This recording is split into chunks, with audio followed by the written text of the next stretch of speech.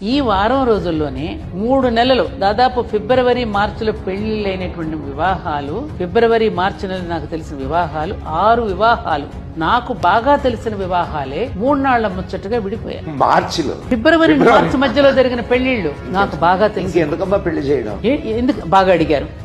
ఈ పెళ్లి చేసేవాళ్ళు కోట్లు ఖర్చు పెట్టి పెళ్లి చేస్తున్నారు. ఫోటో షూట్స్, భోజనాల దగ్గర 100 రకాల పదార్థాలు, ఆత్మీయమైన పలకరింపు ఉండదు, వేల కొద్దీ క్యూ ఉంటుంది. మనం వెళ్ళి మనస్ఫూర్తిగా అక్షంతలు వేద్దామంటే పరిస్థితి లేదు. అక్కడ బౌన్సర్స్ నిలబడతారు, ఒక 100 మంది ఫోటోగ్రాఫర్లు నిలబడతారు.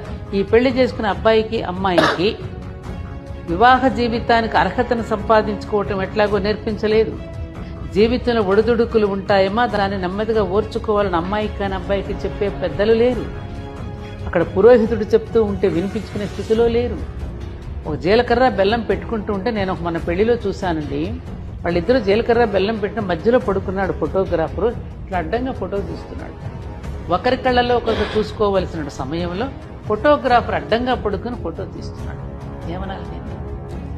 ఎందుకమ్మా పెళ్లిళ్ళు చేయటం అంటే నేను ఎందుకని అడుగుతున్నానంటే, ఈ ఆడంబరాల కోసం చేస్తున్నారు తప్ప వివాహం చేసుకోబోతున్న దంపతులు 75 సంవత్సరాలు కొత్త జీవితాన్ని ఇద్దరు కలిసి బ్రతకవలసి, ఒక యూనిట్ గా ఉండవలసిన దంపతులకి అసలు మనం ఏం సందేశం ఇస్తున్నాం? పిల్లలు ఎవరికి వాళ్ళే నిర్ణయించుకుంటున్నారు. ఓర్పు లేదు, ఓపిక లేదు. పెద్దవాళ్ళు చెప్తే వింటలేదా, లేకపోతే పెద్దవాళ్ళని చూసి వీళ్ళిలా తయారవుతున్నారా అనేది ఆలోచిస్తుంటే భయంకరమైనటువంటి పరిస్థితుల్లో ఇవాళ భారతదేశం ఉంది మదన.